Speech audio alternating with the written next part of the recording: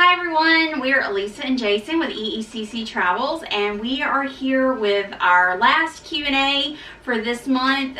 These are all your Disney questions. Okay, our first question is from Adam6666, and he asks, what is your favorite park in Walt Disney World, and what is your favorite restaurant in Walt Disney World? What's your favorite park?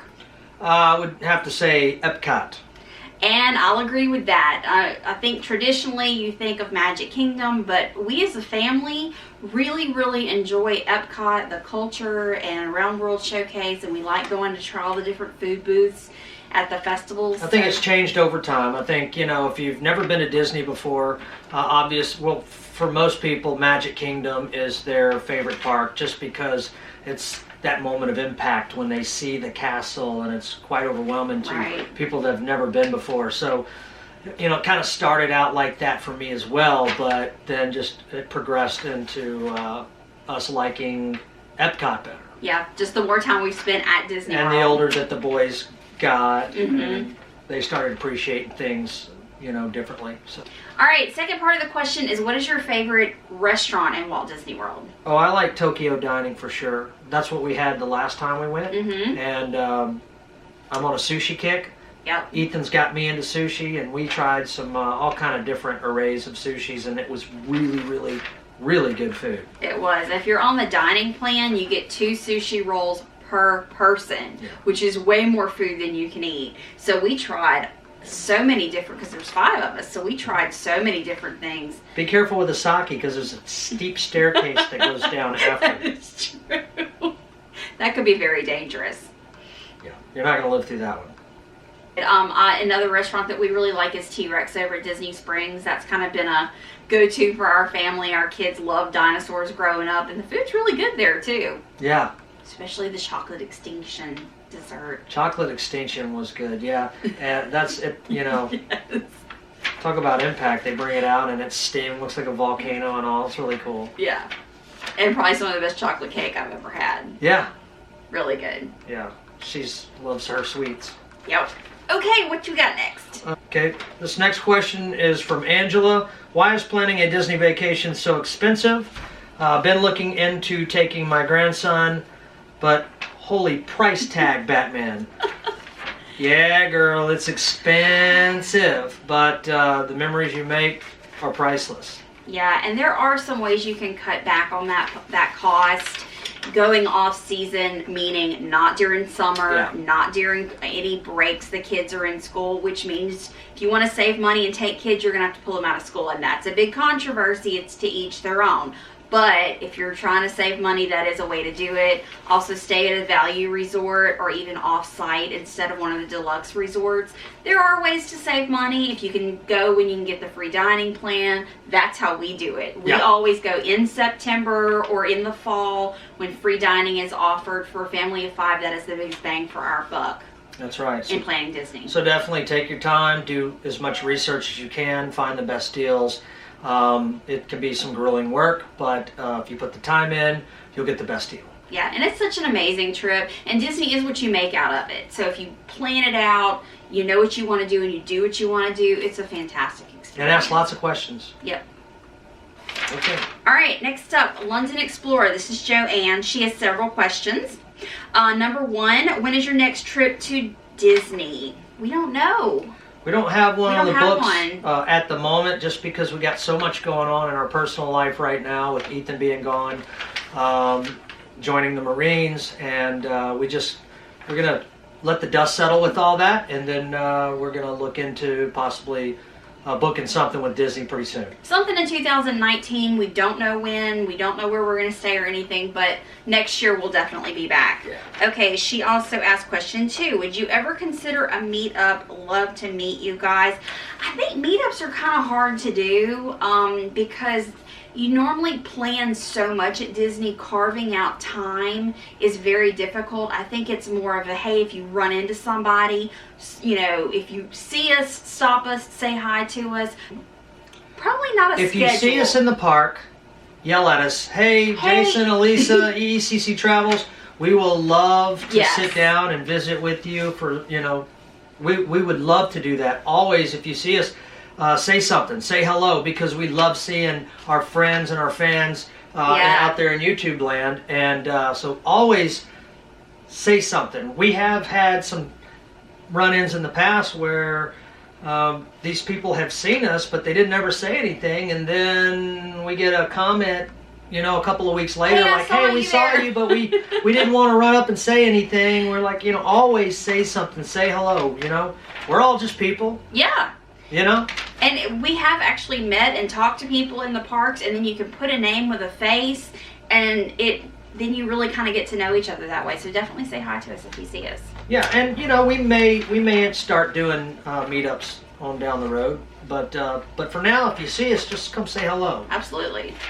Okay, Joanne says, are you looking forward to riding Slinky Dog or Alien Swirling Saucers at Toy Story Land? Slinky Dog. Absolutely. Yeah. That ride looks incredible. Yeah. The Alien Swirling Saucers is the same ride layout as Mater's Junkyard Jamboree at DCA, so we have ridden that style before, and it is a lot of fun, but Slinky Dog hands down. Can't wait for that one.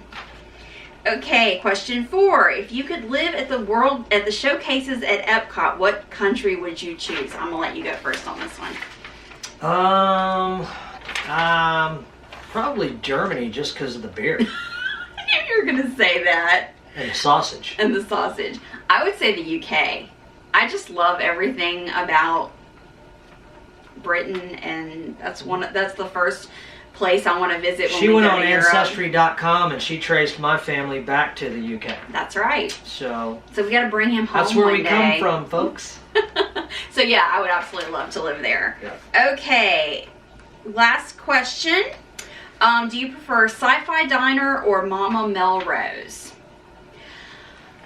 I like the food of Mama Melrose better. But the atmosphere at Sci-Fi. It's hard to beat. Yeah. Let's be honest. That's pretty darn cool. Yeah. There. But the food at Mama Melrose. But I can tell you, so we've been a couple of times at Mama Melrose. We've been only one time. At Sci-Fi. That is true.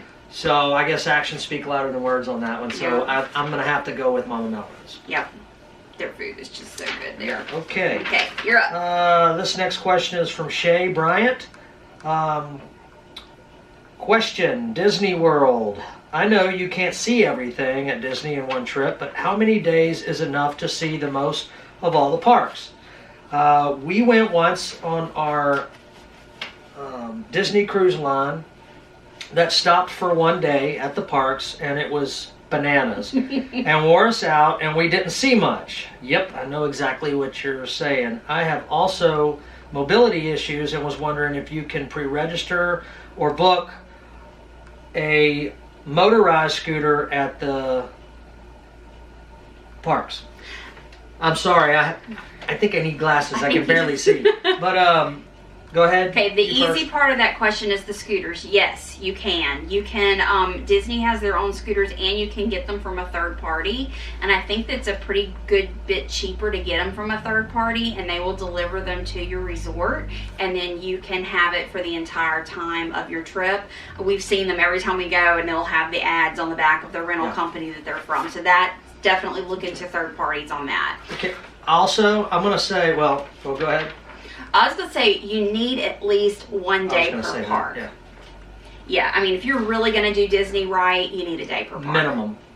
Yeah, I would definitely agree. At minimum of 1 day per park. And some people will say, oh, you know, Animal Kingdom is a half-day park, or Toy Story is a half. No, they're not. Animal Kingdom is huge. First of all, who knows where the heck they're going in that place? I know, that's the only part we get lost in. Good Lord, I can't find my way out of a paper bag in that place. But I just enjoy. We just enjoy the journey. We try to follow the signs the best that we can. Some days we have good luck, some days we don't. But that park especially, you need at least a day. Yeah. Yeah.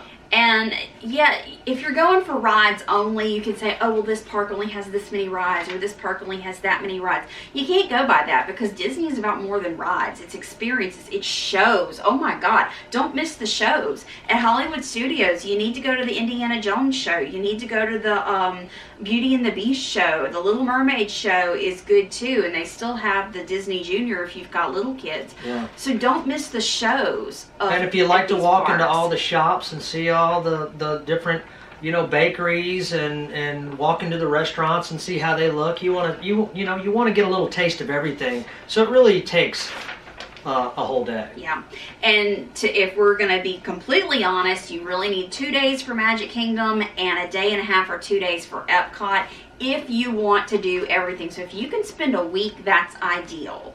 As far as park hoppers, we don't get park hoppers. We do 1 park per day because I feel like you're running yourself ragged.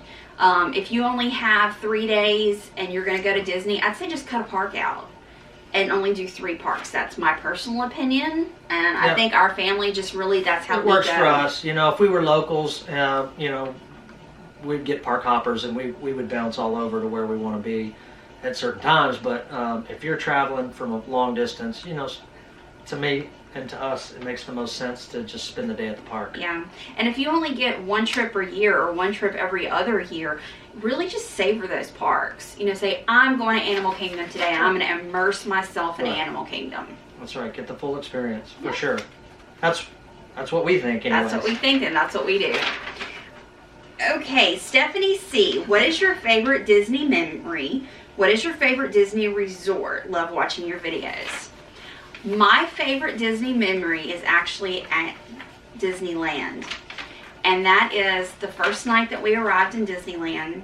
We went in not knowing anything really about Disneyland. We kind of wanted to just be there and feel the park. And we walked in and we just were wandering around. We had no plans for that night. And things just worked out like they were supposed to. We ran into the parade and we stopped and we watched the parade. And when the parade was over, it was a walk on to It's a Small World. So we rode It's a Small World, and then we came off of It's a Small World, and people were starting to gather in front of It's a Small World, and we were trying to figure out what's going to happen. And the fireworks were about to start, so we sat down and we watched the fireworks, and Wishes was part of the fireworks show, and it was just a very amazing, magical moment. It was completely unplanned. We didn't know what we were going to be doing, and it just worked out so perfectly. And that was just, to me, that just really stood out as a very memorable Disney magic. I'd have to agree with that one. That's kind of my same one too. There's no way I can beat that. So, what she said. What I said. All okay, right. Favorite resort? What was your favorite resort you've stayed at? Oh, I got a lot of fond memories of Fort Wilderness and the cabins. I knew you were going to say that. It's just for sentimental reasons. Because, you know, the first couple trips we went were with the boys. They were young, and you know, that's just my favorite memory, or my favorite resort. Yeah, the cabins are pretty awesome because you get your own little home away from home. Yeah, it suited us. It did. During those times. Yeah, you know? You're secluded, you know, you feel like you truly leave everything and you're at home. You're in your own little cabin, and it's a good way to introduce yourself to the parks. The overwhelming world of Disney World at first can be very overwhelming, and I think that's a great resort to introduce yourself to. It can be, it's a little pricey. But it is a little pricey. The cabins, they're considered moderates, but they're on the high end of moderate. But if you can afford to stay in the cabins, and you have a large family, if you have a large family and you like to be, you know, have your day at the park and then come home and just kind of be to yourselves, it's just a really neat atmosphere. Yep, we loved it there. This next question is from Wendy Willis Belcher. When it comes to a Disney vacation, what is the best month to go? When it comes to crowds and cost. What is the best priced resort on the monorail? We've never stayed on a resort on the monorail. No, because they're all deluxe. Yeah. You've got the Contemporary, the Grand Floridian, and the Polynesian. Now, of those three, we have a favorite. We like the Polynesian. But we've never stayed there. Yeah, I'm not a big fan of the Floridian. The atmosphere's stale to me. I know it's supposed to be high end and a lot of people like it, and y'all probably gonna crucify me for that, but it's just kind of boring to me. It's just a bunch of white walls, and I mean, it's a nice, there's nothing not nice at Disney, but that one, I'm an atmosphere junkie. It's not our vibe. Don't do it for me. Polynesian is awesome. Plus you got Trader Sam's. That's so much fun. I think cost-wise, Polynesian and Contemporary are pretty close. in price. The Floridian's obviously going to be the most expensive of the three. We hadn't looked at them in a while, so. Yeah. Okay, but on the first person that the best month, September and January are going to be where you're going to find your lowest crowds. September, once you get past Labor Day, it drops off a bit for about 2 weeks, where you probably have the lowest crowds. We actually like to go on Labor Day week because Saturday, Sunday, and Monday are going to be busy, but that Wednesday, Thursday, and Friday are crickets almost. It's so slow.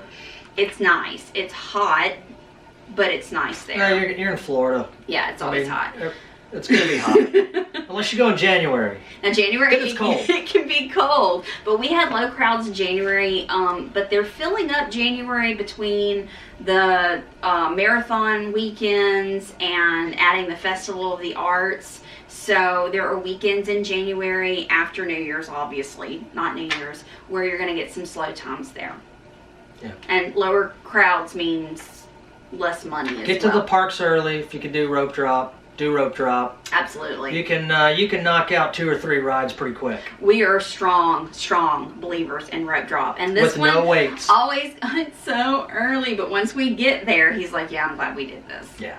Okay, Carl Rhoda asked, how much time do you suggest people give each park? We kind of answered this earlier. At least 1 park a day, 2 days at Magic Kingdom if possible, a day and a half to 2 days in Epcot. And don't forget about Disney Springs. We usually spend a whole day at Disney Springs. That'll be our day where we sleep in, wake up, leisurely go to Disney Springs. Yeah, kind of put the brakes on for a minute. Yeah. Yeah, if you can, like midway through your trip, either plan a resort day or a Disney Springs day to where you can... It's good practice. Chill. Okay, last question. All right, the last question is from Miss Sherry Marie. Do you think you will ever do a Disney cruise or go visit Aulani in Hawaii? And I can answer that first part. I would say probably we will do a Disney cruise at some point in time. Yes. Definitely going to happen. When? We don't know. Yeah. As soon as the prices are right. We've talked about how we would love to go to Hawaii, and that's, we don't have anything in the works, but we definitely want to do that. That's on our bucket list. Yeah. And if we don't stay at Aulani, we will definitely go visit Aulani. Maybe, go to the luau there or something like that. Absolutely go there. But we definitely want to at least visit, maybe just stay 1 night there because it is pretty pricey to stay at Aulani. But they offer some deals sometimes where if you stay 3 nights, you get 1 free or something like that. But it's somewhere I definitely love to go one day. Yeah, we've looked it up on YouTube and checked it out, and it's a beautiful, beautiful place. We would love to go there. Well, this one, his #1 bucket list is Hawaii, so we will get there one day. Yeah. All right, well, that's it. That's all the questions that we had Disney related. Thank you for your questions. If you have more questions, drop them down below. We will do another Q&A at some point. And if you like this video, give it a big thumbs up, and we'll see you next time. See you later. Bye.